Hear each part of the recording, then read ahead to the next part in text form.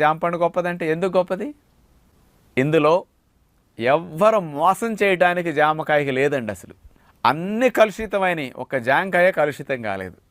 ఇప్పుడు ఏ పండైనా తయారైతే కొయ్యాలి, తయారవ్వకుండా కూడా రాలిపోయినా అది తినడానికి పనికొస్తున్నది. నిమ్మ పండు గాలికి రాలింది, నిమ్మకాయ రాలిపోయింది, దాని కార్బైడ్ వేస్తే ముగ్గుతుంది, నిమ్మరసం పిండుకోవడానికి మళ్ళీ మార్కెట్కి లేత పిందులు పెడితే కొండవు, అందుకని దాని కార్బైడ్ వేస్తే రంగు వచ్చేస్తుంది, పైన కొనేస్తాడు. మామిడికాయలు గాలి వాళ్ళకి రాలిపోయినాయి, మామిడికాయ కార్బైడ్ వేస్తాడు, ముగ్గిన పండులా కనపడుతుంది, సేల్ అయిపోతుంది. అరటికాయ ఇంకొక రోజులు, నెల 15 రోజులు ఉంటే కానీ చెట్టును తయారు కాదు, కానీ ఈలోపు గాలికి ఇరిగిపోయింది చెట్టు, ఆ అరటికాయలను కోసుకొచ్చి కార్బైడ్ వేసి అమ్మేస్తాడు, అంతే. బత్తాయిలంతే, కమలాలంతే, కార్బైడ్ వేస్తే రంగు వచ్చేస్తాయండి. ఇప్పుడు ముసలోళ్ళు కూడా నెత్తికి రంగు వేస్తే కుర్రోళ్ళు అవ్వట్లేదా? ఇప్పుడు అర్థం